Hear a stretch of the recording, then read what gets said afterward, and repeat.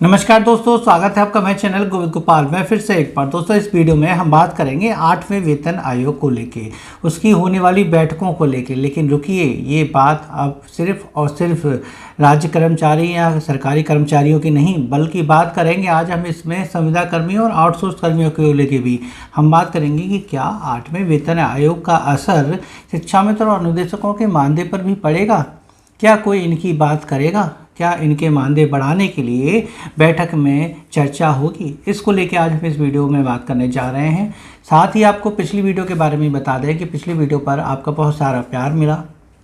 पिछली वीडियो में हमने आपको बताया था कि जून में आपको पूरा 1 महीने का मानदेय मिल रहा है, 15 दिन का एक्स्ट्रा मानदेय मिल रहा है, लेकिन वो अगले जो महीने हैं मानदेय के उसमें से काट लिया जाएगा। तो उसको लेकर कुछ भाइयों ने कमेंट किए, तो हम उसमें बता दें आपको कि पीएमएस पोर्टल से एसएनए पोर्टल पर बदलने के लिए 2 महीने का वक्त लग रहा है, जिसकी वजह से ये भुगतान की प्रक्रिया बाधित रहेगी। तो हो सकता है कि अगले 2 महीने आपका कोई मानदेय ना आए, और इन 2 महीनों में जब मानदेय नहीं आएगा तो यही 15 दिन का जो आपको पैसा मिलता और 15 दिन का अब एक्स्ट्रा मिला है, इसको संभाल के रखिएगा। थोड़ा सा राहत देने के लिए ये कहा गया है, लेकिन ये भी है कि देखिए एक्स्ट्रा कुछ नहीं है, आपका मानदेय बाद में कट जाएगा, लेकिन अगले 2 महीने मानदेय नहीं मिलेगा, इसके लेके थोड़ा सा चिंतित होने की बात है। तो इसलिए थोड़ा सा उन्होंने ये हेल्प कर दी, कैसे कह सकते हैं कि पहले से ही भुगतान कर दिया है। पिछली वीडियो पर ही हमारी 22वीं वर्षगांठ शादी की सालगिरह पर जो आपने शुभकामनाएं में भेजी हैं, लिखी हैं,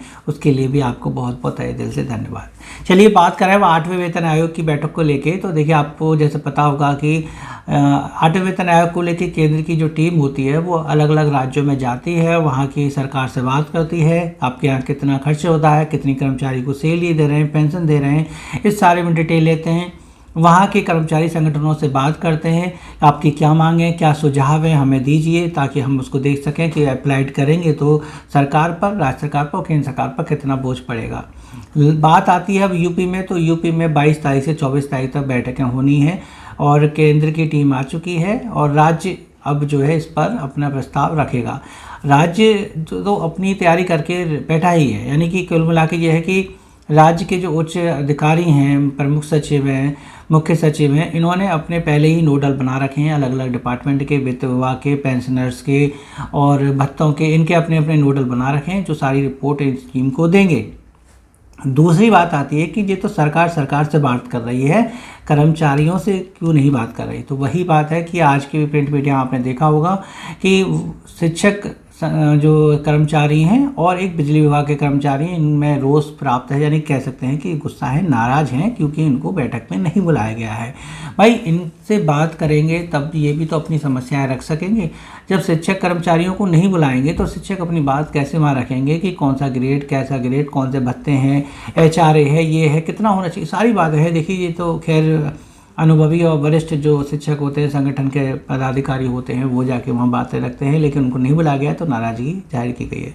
शायद केवल बस all India federation of diploma engineering जो है, शायद इनको बुलाया गया है और किसी को नहीं बुलाया गया। तो पावर कॉर्पोरेशन वालों को नाराज़गी है और शिक्षक कर्मचारियों को नाराज़गी है। लेकिन ये देखिए आप प्रिंट मीडिया में यहाँ साफ लिखा हुआ है कि इस बार जो है प्रदेश के दौरे पर आई 8वें वेतन की टीम में all India power engineers federation के अध्यक्ष शैलेंद्र दुबे ने बताया कि ये भेदभावपूर्ण है कि उनको बैठक के लिए नहीं बुलाया गया है, उनको बुलाना चाहिए था। और इस बार की बैठक में वो बहुत से मुद्दों पे बात करेंगे, लेकिन आपको यही बताएं कि उन्होंने इस बार कहा कि आउटसोर्स और संविदा कर्मचारियों की स्थिति पर भी विचार की मांग है।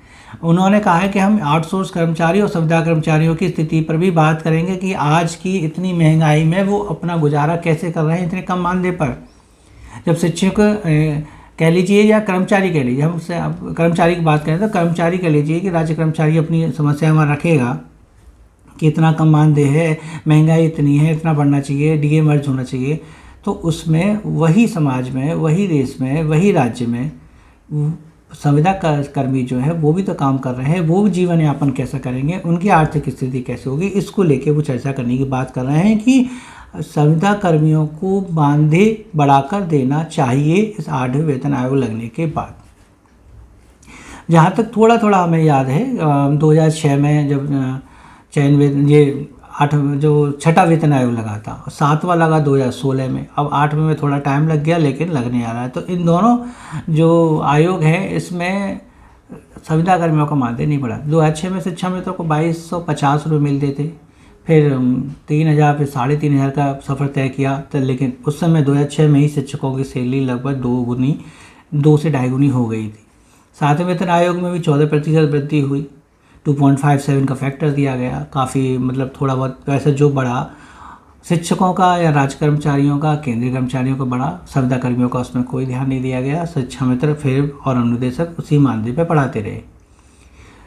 8 साल बाद शिक्षा मित्रों का मानदेय 10,000 से 8,000 किया गया है, लेकिन उसका महंगाई से संबंध नहीं। ये सिर्फ इतने लंबे समय तक मानदेय ना बढ़ने की वजह से आज की महंगाई से अपना तालमेल बनाने के लिए मानदेय माननीय मुख्यमंत्री जी ने बढ़ाया है। तो ये बहुत अच्छी बात है और इससे राहत मिली है शिक्षा मित्रों को। लेकिन 8वें वेतन आयोग में जब शिक्षकों की सैलरी और बढ़ेगी, कर्मचारियों की सैलरी और बढ़ेगी, तब जाके ये 18,000 रुपये भी जो शिक्षा मित्र साथी हैं, अनुदेशक हैं, उनके लिए कम पड़ेंगे। तो सारी बात यह आती है कि 8वें वेतन आयोग जब लगे तो उसमें देश भर के आउटसोर्स कर्मचारी हों चाहे संविदा कर्मी हों, सभी को शामिल किया जाना चाहिए। ये अच्छी बात है, क्योंकि देखिए हम बेसिक शिक्षा की बात कर रहे हैं तो इसलिए संविदा में शिक्षा मित्र अनुदेशक बोल रहे हैं, है ना। रसोईया भी है, आंगनवाड़ी भी हैं, और डिपार्टमेंट में लेंगे सब डिपार्टमेंट की बात होगी, उनमें भी संविदा कर्मी है, वो भी कम मानदेय पर अपना काम कर रहे हैं जो भी उनको जिम्मेदारी दी गई है। तो ये सभी की बात कर रहे हैं, न केवल विशेष तौर पर शिक्षा मित्र अनुदेशक की नहीं बात कर रहे हैं हम। ये जो संगठन है वो सभी संविदा कर्मी और आउटसोर्स कर्मियों की बात करने की कह रहे हैं। और अगर शिक्षक संगठन वहाँ जाके बात करता है अपने वेतन को लेके, अपने भत्तों को लेके, अपने फिटमेंट फैक्टर को लेके, अपने मिलने वाले सभी लाभों को लेके, तो वो एक बार ये जरूर ध्यान रखें कि शिक्षा मित्र अनुदेशकों के लिए भी बात करें, उन आउटसोर्स कर्मचारियों और संविदा कर्मियों के लिए भी बात करें, ये ज़रूरी है।